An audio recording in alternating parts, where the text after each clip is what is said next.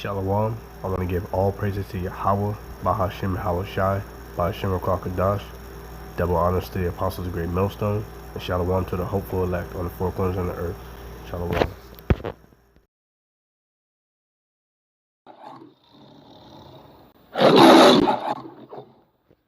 Transit Authority has not run out of tokens, but it is planning to replace them with something called a Metro card. In fact, the card is now in use at the Whitehall station in Lower Manhattan. It is also getting a tryout by commuters at the Wall Street station. Tim Fleischer has more on how the card works. Good morning. Strap hangers could buy the new Metro card easier than they could find a morning paper. Check your balance. That's what you paid for, sir. That's what's on your card. Jim Serton, a regular subway rider here at the Whitehall Street station, bought his card figuring it's a little lighter than tokens. More convenient, less holes in my pocket. For now, the Metro cards are only good on the N and R lines here at the Whitehall Street station, and here on the 4 and 5 lines at the Wall Street station. Initial interest seems high. It's a lot lighter than carrying a lot of tokens. Just swipe it and go, I think. That's it, 1, 2, 3. I think it's a great idea. Yes, it's a great idea. It makes it much easier and, it's great. The new cards, much like a credit card, are purchased at $5 increments up to $80. But strap hanger groups argue it has to offer commuters something more than just a way to eliminate tokens. What New York has to do is to do what Boston and Chicago and even Cleveland do, which is offer a discount transit pass. More of a significant discount. With a real discount, not just to replace the token. The MTA is now looking into a more creative fare policy, which will include, among other things, monthly passes. The chairman and others in the MTA have talked about the elimination of two fare zones. All of these things we think are important, and to that extent we agree with the strap hangers.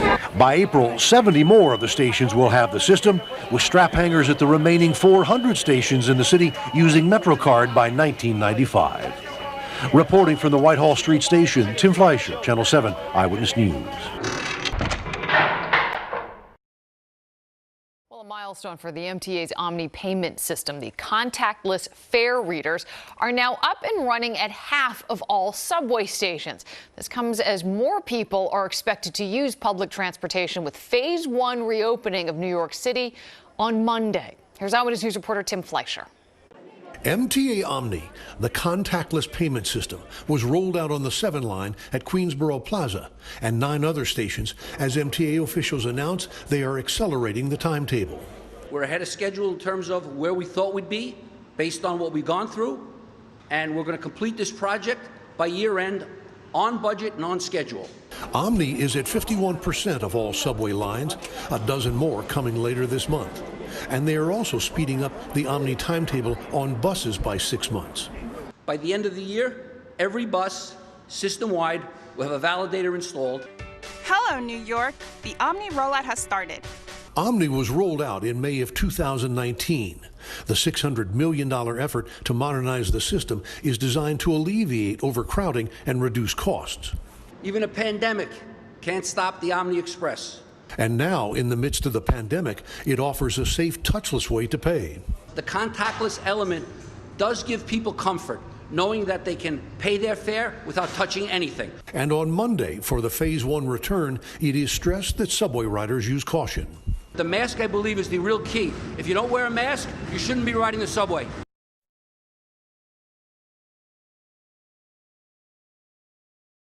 Shalom.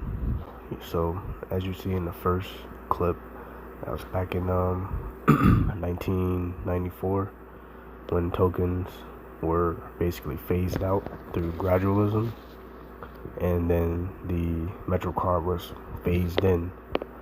It first started off slow, then came in fast, and then overtook the tokens. And the buzzword to look for is convenient or convenience, or it's essential to your lifestyle, making it easy for you to function in Esau society. But the definition of gradualism is a policy of gradual reform rather than sudden change or revolution. And that's basically that. There you go. Sudden change. Esau doesn't work like that. If you go back to Genesis chapter 3 verse 1, he was the most subtle. Well, matter of fact, I'll bring it out.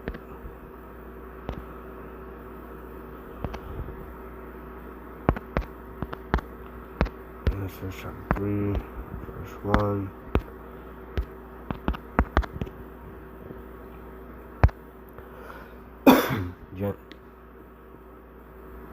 Genesis chapter 3 verse 1. Now the serpent was more subtle than any beast of the field which the Lord Yahweh had made. And he saith unto the woman, Yea, hath Yahweh said, Ye shall not eat of every tree of the garden? So now the serpent Esau was more subtle. And if you go into the word subtle, let's see, subtle.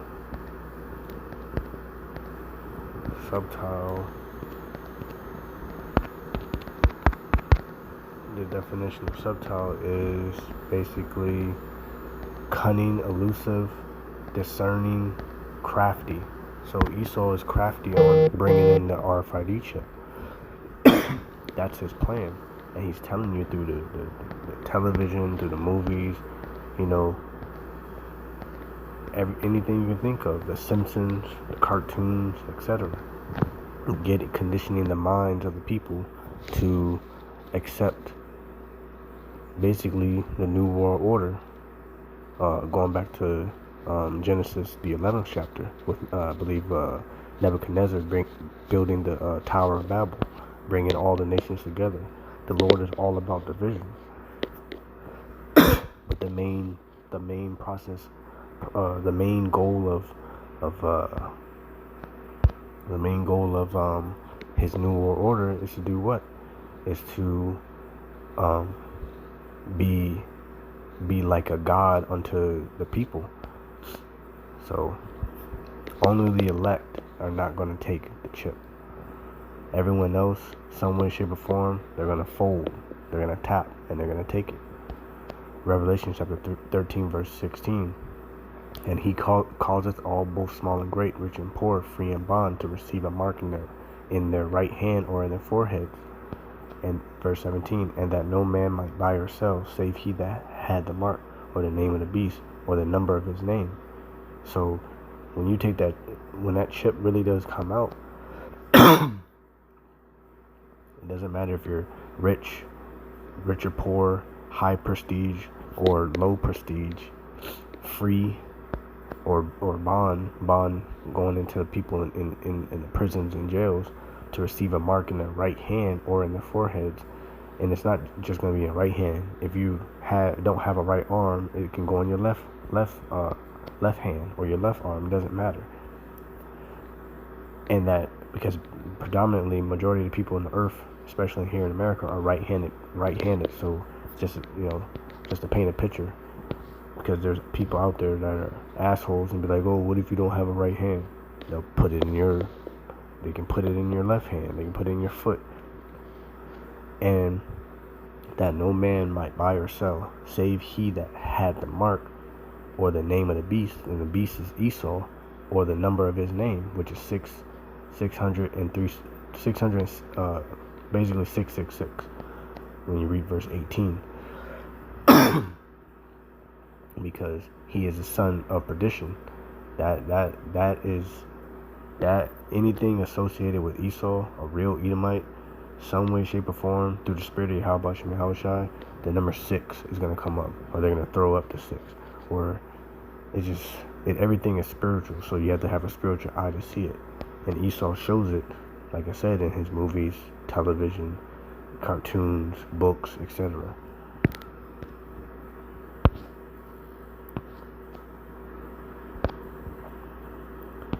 That's why we have to walk by faith, not by sight.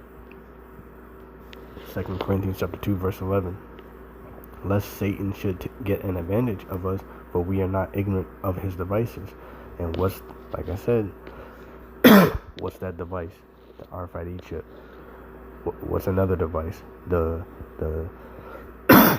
here in New York, the Omni app to download on your phone to be able to use access the metro, the NYC Transit, the metro, the trains.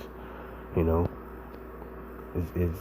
Esau phases out the old technology and brings in his new technology, all leading up to the RFID chip, the mark of the beast, going back to Revelation.